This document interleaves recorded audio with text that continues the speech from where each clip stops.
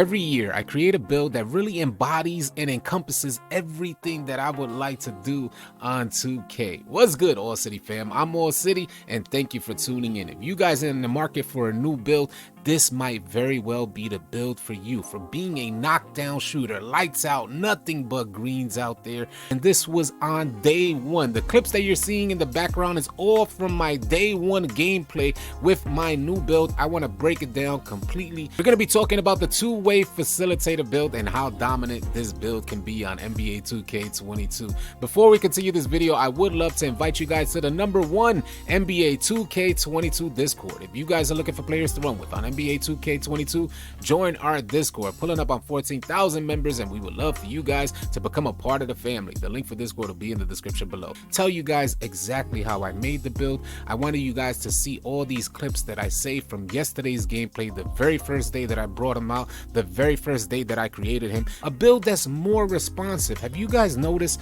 that on your big man builds, they're not nearly as responsive, where you think you're gonna get some contests in the paint and they're just not there? It's just like this slow, goofy animation. I've created a 6'10 build. I've also created a 7'3 build, and neither one of those compared to what I'm experiencing with this build here. You're gonna see how responsive he is, even with dribbling to the rack and creating the actual play. As you guys saw, he is really a nuisance out there. So if you guys are looking for a player, something like this that could be in the passing lanes, that could eliminate anything that's going on in the paint. You see the ball strips? That's one of the main things that I've been talking about over the last few days. Interior defense has been absolutely horrendous over the past few weeks. So I needed a build that could be more responsive and get in those passing lanes, get those block animations as well. Something that is just more responsive and could knock down those shots.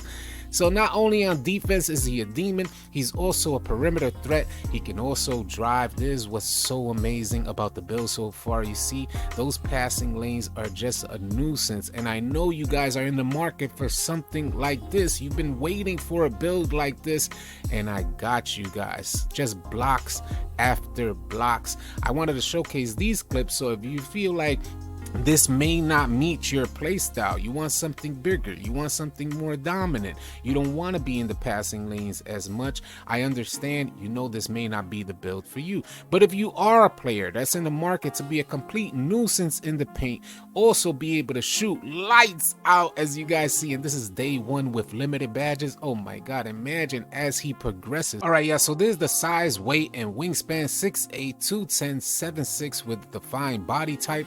We're gonna move on over and go and break down these attributes, because this is where everything really shines. The badge count is 23 finishing, 22 shooting, 9 playmaking, and 34 at the outset of this build. He has 34 with the 6 additional badge points, which I put on defense. That number goes up to 40 defensive badges on this player. Let's break down these attributes so you could understand how I approach this build. He has an 89. Now I have some additional attributes here, but he has an 89 driving layup because I wanted fearless finisher on gold. As you guys can see, we're gonna expand this so you guys can see fearless finisher. I got up to gold. The driving dunk at an 84, which allows you contact dunks, which is great. 84 driving dunk. I went with gold limitless takeoff because this build is primarily going to be a popper, but as this build develops, oh my god, with the speed, he is gonna go crazy in the paint. And now I did something very different with this build. I've got a low standing dunk because you're automatically going to get that standing dunk animation. You don't really need to concern yourself too much with standing dunk. I know a lot of you guys chase Hall of Fame posterizer,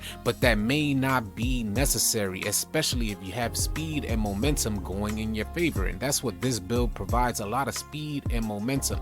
So I made a compromise here. You see, I got post control really high, which gets me the drop stepper badge and also the back down punisher badge.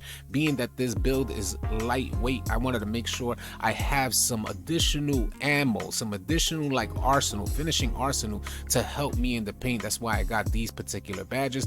Another key badge that I wanted to take advantage of with this build is the Dream Shake badge, which is why I put my post control up. If you guys haven't seen the video from 2K Labs, they dropped a video on how Dream Shake serves two purposes and how it'll get you a stun animation with a fake out the post, and it'll also give you a shooting rebounding percentage boost, which is super dope about the Dream Shake badge, which we're going to accompany that with the Fade Ace badge. And that's going to make us lights out from shooting out these post fades. So that's one of the changes and compromises I made. As you guys can see, he has no ball handle and no speed with ball. But as you guys saw in the clips in the beginning of the video, he goes crazy even with no ball handle and no speed with ball. He's able to break down a center build that can't reach, because most center builds are unable to reach because their reach animation is so super slow that I'm able to dribble and break down a center and get to the rack, as you guys saw in the beginning of the video, which I intend to do a lot more of. And also the clip showcased in the beginning of the video that he can shoot really well. His mid-range is at an 80.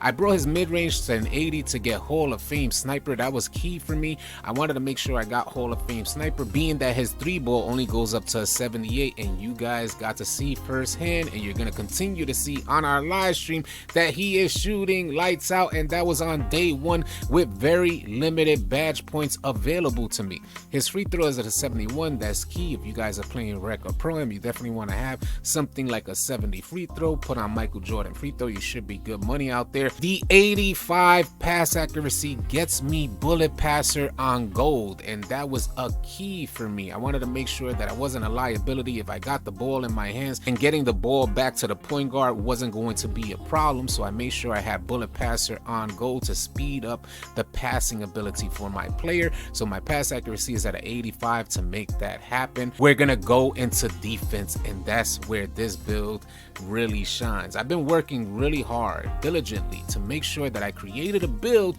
that would do everything that I wanted to do on defense. And unfortunately, up until this point, I haven't felt completely satisfied.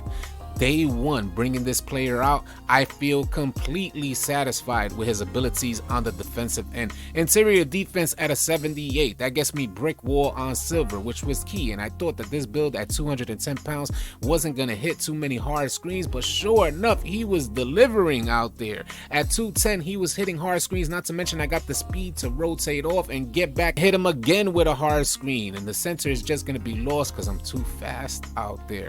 Perimeter defense at an 87.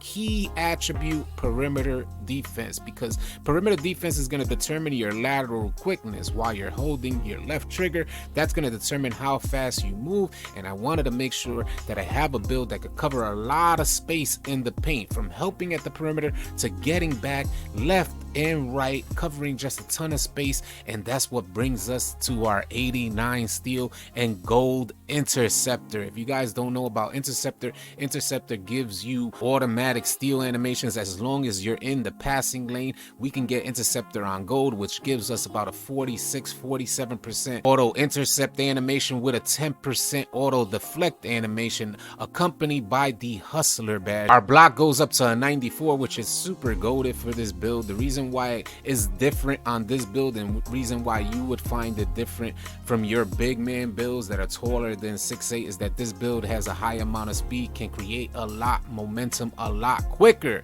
And the reason why that's so important is because chase down blocks are determined by how fast you're actually moving before you trigger a chase down block, and that's why I'm getting a lot of chase down blocks with this player. He's just way more responsive. If you guys notice that on your players, I've been preaching how bad interior defense was, but I gotta say, from what I noticed yesterday during my gameplay with this particular player, it just seems much more responsive. Everything feels more balanced because I have a lot more speed on the defensive end. Offensive rebound at an 86, defensive rebound at a 95, which gets me gold rebound chaser. And I was a little worried about that. I had even considered upping the weight on this player, but I would have had to go to 249, which would lower my speed. I would have made it 249 and got 99 rebounds to get a rebound chaser on Hall of Fame. And I just considered a sacrifice. I thought that was going to be a weak point, and I was pleasantly surprised to learn that it was not a weak point. He still grabs a ton of boards with a 95 rebound and rebound chaser on gold, which works well for this particular player. I don't think rebound chaser on gold will work well for every single player out there, especially if you're like slower and you can't develop enough momentum quick. I don't think rebound chaser on gold would be good enough. If you're like a 7'3" or a 7-footer, you may want to consider the 99 rebound to get rebound chaser on Hall of Fame. But for this player, player, being that he's able to get into position a lot sooner because he's so much faster, and he has a 90 vertical to help him with those rebounds. As you guys see on the bottom there, let me slide over a little bit so you guys can see the 90 vertical. You guys know that vertical is directly tied into your rebounds, so he jumps out the roof when he's trying to get those boards out there. Yesterday was the first time that I've tried this takeover paint intimidation, and I do gotta say I feel like it was a W. As my takeover started increasing, I started getting way better contests in the paint, and when I activated it, GG, I was in the paint with no intimidator badge the whole day. I still haven't got a chance to equip the intimidator badge because I'm limited on badge points, and I was just contesting everything in the paint. Got a ton of block animations, more than I've ever gotten on any other player that I created for NBA 2K22. So paint intimidation seemed to work really well, and this is the build, yeah, a two-way facilitator. Shades of Tim Duncan, Al Horford, and also LeBron James. You can't get better than that. If you guys end up making this build, please let me know how it works out for you in the comments section below. I would love to hear your experience playing with this build. I have had nothing but positive experience so far, and I'm looking forward to you guys taking the journey with me with this build on live stream. So come on out to our live stream later on today. If you guys found this video helpful and or informative, please consider dropping a like on the video. If you're new to the channel, please consider subscribing, as we intend to have a ton of 2K22 content coming your way. I'll catch you guys on the next video. Easy, y'all.